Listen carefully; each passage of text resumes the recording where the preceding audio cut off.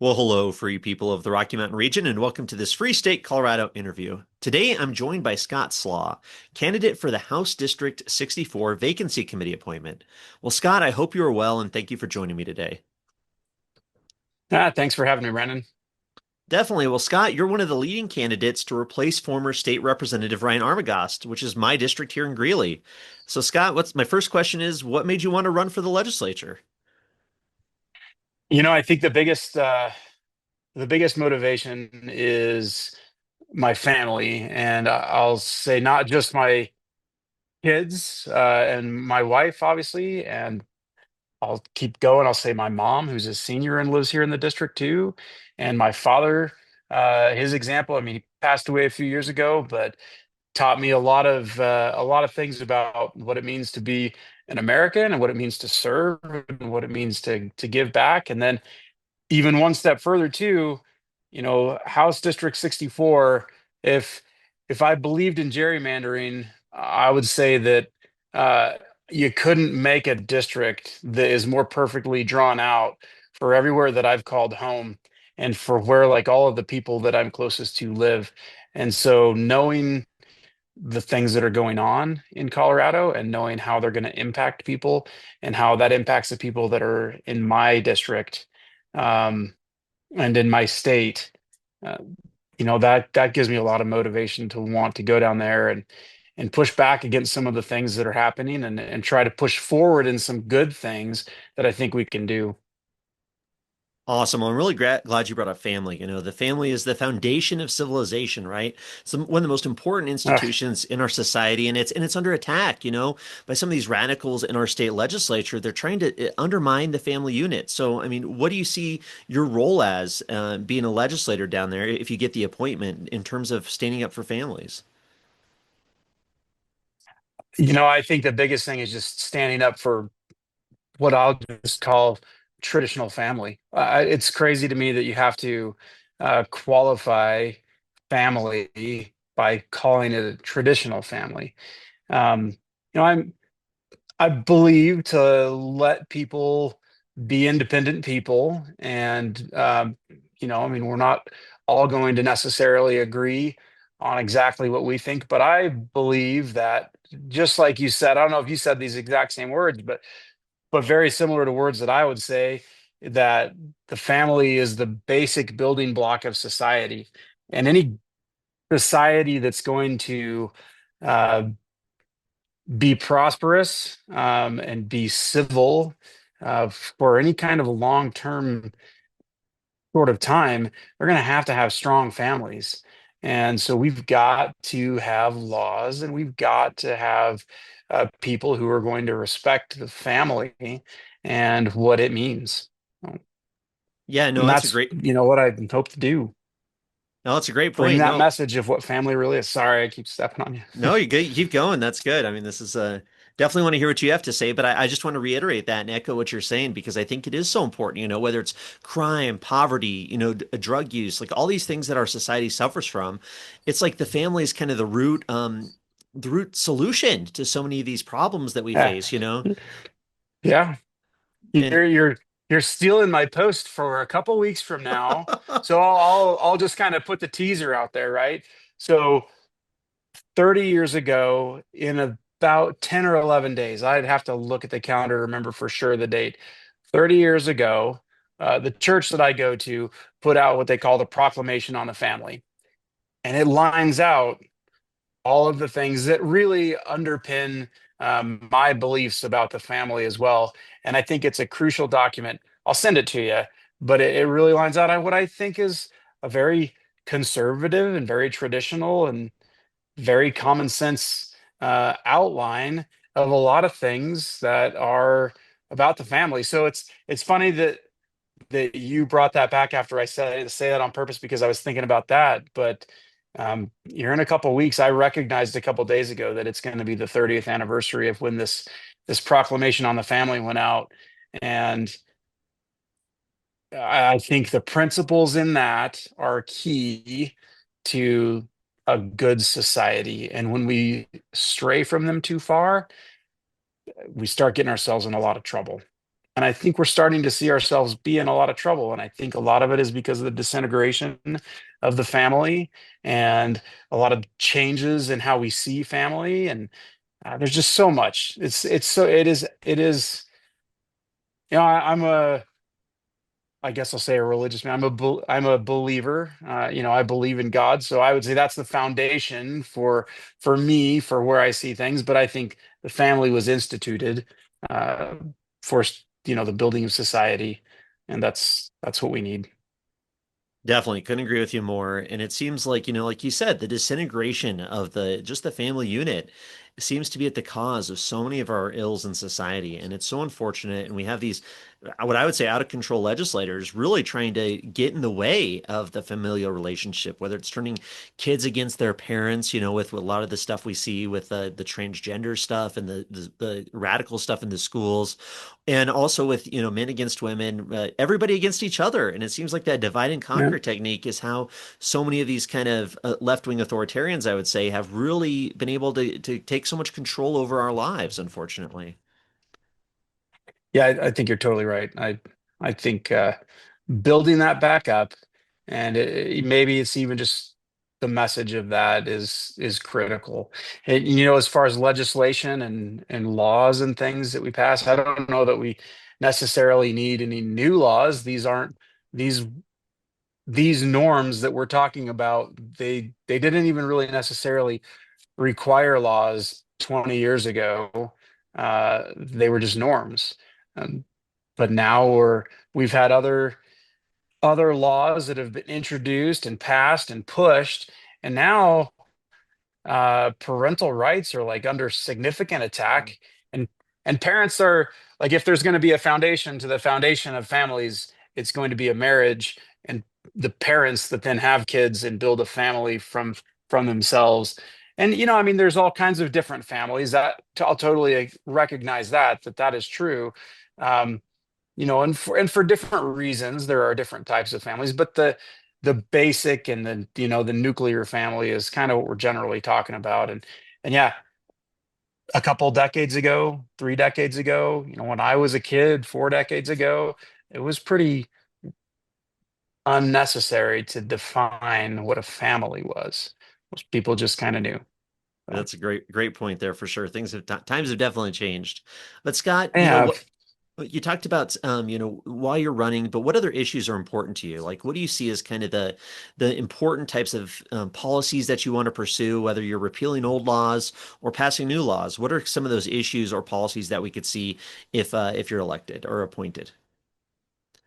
Well, I think just looking back, I mean, we chatted a couple weeks ago down at the special session when I was just visiting down there, and we saw that special session wasn't really for the purpose of anything other than finding new ways to take more money from citizens and from businesses. So trying to get after fixing, I mean, we have Tabor, so we have a fantastic part of our Colorado Constitution that prevents government overreach when it comes to taxation. But we all know that there are ways that the liberals have gotten around Tabor. We all know that when you renew your registration for your car, yeah, you've got your registration fee, but then you've also got this other fee, and you've got a bridge fee and a road fee and the fee calculation fee and every fee on there. And we've got to stop those kinds of things. Um, so addressing and that might not have exactly answered your question, but addressing the things that we're doing in the state that is spending the money beyond our, the core essential things that governments ought to be doing. I think we need to address that. So obviously I am running for this vacancy position to fill the seat that was left vacant by Representative Ryan Armagost. And anybody who knows Ryan knows that he was a very pro Second Amendment guy. Uh, a big part of the reason that he that he resigned and moved to Arizona was because this last regular session in 2025, we saw some of the worst gun control bills in the country get passed here in Colorado. Uh, Ryan was a firearms instructor. Ryan worked with the firearms manufacturer. I don't do those things, but I would definitely say that doesn't mean that I'm any less pro Second Amendment. I truly believe that the Second Amendment, it is potentially the most important right that we have because it gives us the ability to protect all of the other rights. And when we lose the ability to protect all those other rights are in a very precarious situation. And I don't know that I think that we're in danger of losing, all of our constitutional rights by 2029. I'm not a doomsayer like some of the climatologists that, probably get their projects funded by special interest groups and things like that. I'm not a doomsayer like that about uh, all of our constitutional rights being taken over imminently. But I don't know that it's out of reason to think that if we had a continued erosion of our Second Amendment rights like we had this year, especially if it happened more nationwide, what's to say that in 20 years, which isn't too far off, but's far enough off to give people to give bad actors maybe that might come into government the ability to really erode our constitutional rights. And I think we can look back in history and we can see that in a lot of other countries where it didn't take very long for somebody to for a government or for a political party or for a person to rise to power.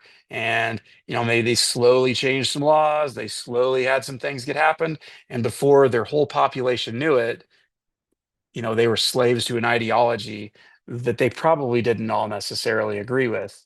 But now they're stuck with it because little bit by little bit, they lost those rights. So Second Amendment stuff, I would love, it's we're continuing a session where we're still going to have the same numbers of legislators down there. So I don't know that we're going to make any huge changes in what we're able to accomplish in this next session, but that doesn't mean that I wouldn't love to try to repeal outright all of the gun laws that just got passed. I know it would never happen. So maybe it would be a throwaway effort. So maybe it's not the right thing to do, but just the principle of it, and then to point out, so this is who voted for these things, and make sure that people in this coming election cycle recognize, just exactly what their representatives who didn't vote for their rights voted for. And that's like the restriction of their rights. And maybe people will continue to wake up.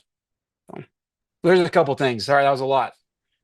No, it's great. I think you brought up some really good points there. Of course, the incrementalism, right? This whole boiling Yeah. frogs that we seem to be here in Yep. Colorado, where the heat just gets turned up a little bit more every year. And Yeah. yeah, eventually, we're boiling and then we can't jump out of this boiling pot. So it is Yeah. so important It- to really fight those small battles because that's what ends up being the part of the larger war, right? It's like, yeah, we lose a little bit of our taxpayers' Bill of Rights here. They infringe on our Second Amendment a little bit here. And then before you know it, like all our half our paychecks gone and we can't defend ourselves, and then it just keeps going from there. So I think that's an important consideration, especially when really being down at the legislature and being, a Republican in the minority position where you have an overwhelming majority of Democrats who are just going to push bad policy on the state of Colorado, and at least we can try and fight them at every little bit we can, because ultimately, even winning a small little battle can make a huge impact in the end. So I think that's a really important point to be aware of. for sure. For sure. And just It, getting people aware of what's going on. I was having a conversation with a lady. I went to the Larimer County Republican women's dinner this evening, or their meeting, which was a dinner this evening over at Fort Collins. And I was speaking with one of the women after the meeting. Um, and she was talking about how she's got a lot of friends that, like, she talks to them and they have very conservative, principles, and they are conservative people, But the problem is that they're just so busy that they're not paying attention, or they don't get the information presented to them, so they don't know what's going on. And so that's another important thing that we're going to have to do, is make sure that the information is getting out there, and so people know what's going on and what they're potentially losing. And that's something that makes me excited for you potentially being the nominee down there, or the legislator down there, somebody representing my area, because I think that is Yeah. such an important thing for the Republicans to do down there, is to do everything they can to shine a light on these bad policy decisions. I mean, just this year we had legislation to tax overtime in Colorado, and the Democrats are Yeah. running away from that. They're hiding. They don't want to talk about that. They're No. going after Trump or Gabe Evans or whoever for the big beautiful bill, but it's like, hey, you guys are the ones that are taking money out of our paycheck here. And so the role that Republicans can play in terms of exposing these bad agenda, these bad votes, and really calling them out, I think that's really something that's important. I'm really glad you recognize that. Yeah. Well, I think it's one of our biggest hurdles to get over as conservative folks, is that we're nice people, right? It's it's great that one of our problems is that we're nice people, and we don't want to beat people with different opinions over the head with truth and with facts, but we don't have to beat them over the head with it. We can present it, and we can just show them, we can just help them get educated and informed. I think most people, when they start to see things for what it really is, they definitely don't like some of the things that are coming out. And the taxes on overtime is a perfect example. There's a lot of people that there's a lot of people, not necessarily maybe a lot of conservatives, but there's just a lot of people in general that aren't necessarily like super Trump fans, right? I mean, we have a whole country, and I'm talking throughout the whole country, all citizens of from any party, from anywhere, right? There's a lot of people that are not Trump fans. But I would, and I don't know the statistics, so I can't talk to them, but I would imagine that there are a lot of those people who did not vote for Trump and who would not claim to be Trump fans, that were pretty okay with the fact that their tips and their overtime wasn't being taxed. But then here in Colorado, our Democrat controlled legislature decided that they needed to take it upon themselves to fix that, because it was a Trump thing and they want to say everything Trump does is bad. So rather than like giving the president the credit for something that was wildly popular, they said, oh, well, they decided that they would just undo it at a state level, and that they would work to, they would tax overtime. I don't know that that's as popular if people actually know what's going on as they would hope that it would be. So I think just information and being able to like help people understand things and see what really the truth is. That's a huge thing that we can do. Agreed, completely. It's one of the biggest tools in our toolbox, really, is exposing their agenda, using things like YouTube, people creating their own videos, clips and video photos of what's going on at the Capitol, and really trying to get out to the public, because the corporate media has done not just a terrible job, but have done so much to cover for the bad policy decisions Yeah. of that Democratic majority. So, having a good legislator down there who's willing to, get out there and get on YouTube or get on social media and really try and bring to light some of these issues, I think that's got to be one of our strategies going forward for sure. Yeah. Oh, for sure. You know, Brandon, I grew up watching Nine News. Grew up watching Nine News. I remember every night at 10:30 or at 10 o'clock, my parents were watching Nine News. And at 10:35, Cheers came on. And at 11 o'clock, MASH came on. I remember growing up and watching that. Um, but that's my kids. I don't watch Nine News. My kids don't watch Nine News, but we stay informed through social media. I stay informed through YouTube. I mean, I see a lot of these things. It is the wave of the future, and I think most people see that that's where information can come from. It's difficult because there's a lot of misinformation out there too, but I think, and I was having this conversation with somebody this evening also, that you know I mean, I'm really from House District 64. I grew up in Milliken. I live in Johnstown now. I lived in Berthoud for 10 years. I lived in West Greeley for a few years when I was teaching at UNC. The only municipality in the district that I haven't lived in is Meade. So I have friends and I know people like all across the district.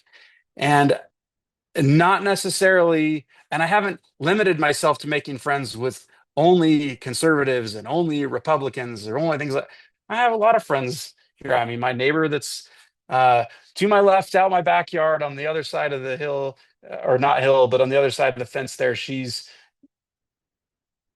pretty liberal, but we're still friends. And I think the thing is like if I presented information to her, I think there's a trust level there because she knows, like, as a person to person, she knows me and she isn't going to think, oh, Scott's just making up all kinds of silly stories.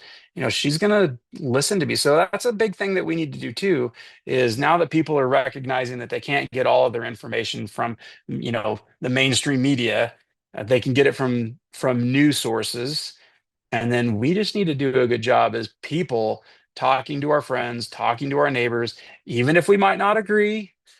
For years and years, I know everybody said politics and religion. We don't talk about those things, but I don't know that there's many things that are potentially more important to talk about than those two topics. So, Definitely agree there. I mean, we can't be afraid to bring up these issues, especially when we see, like we talked about, our paychecks disappearing, our Second Amendment rights being infringed. I mean, our property taxes going up, our kids being indoctrinated. I mean, when there's so many things going on, how could you not talk about it? And we do a disservice to ourselves and our community if we shy away from it, that's for sure. So, Scott, I really appreciate you taking the time to talk to me this evening. What else do you need to let people know, especially people maybe on the vacancy committee, some of the voting members, or just people in House District 64? What are some words for them? I think the last final things that I would say is just uh, You know, I believe that Colorado is very different than it would appear on the surface to somebody who wasn't from here. I believe that we are a good people, even if we disagree with some things between each other. But I think that we have to start to get everybody involved and get the whole picture. It can't just be, you know, uh, that some of us decide that, well, it's a lost cause. Colorado's a deep blue state. It's never going to get better. And we walk away from voting. You can't do that. Like, voting and being able to be involved in the political process, that is such a uniquely American thing. I mean, it's not uniquely American anymore necessarily, but it was originally such a uniquely American thing. And we really have, as a country, we've helped to really change the world over the last 250 and change years. And we have to remember how important that right is. So we have to be involved. We have to pay attention.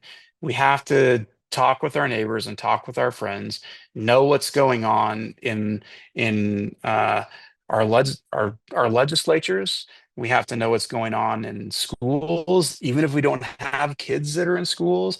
We need to know what's going on because there's going to be kids in schools that are going to be making decisions that are going to affect us. So people just need to pay attention. People just need to help one another to know good information, and then people just have to come out and make their voices known. And I think if we see all that, I think we'll see a very different Colorado when all those things happen.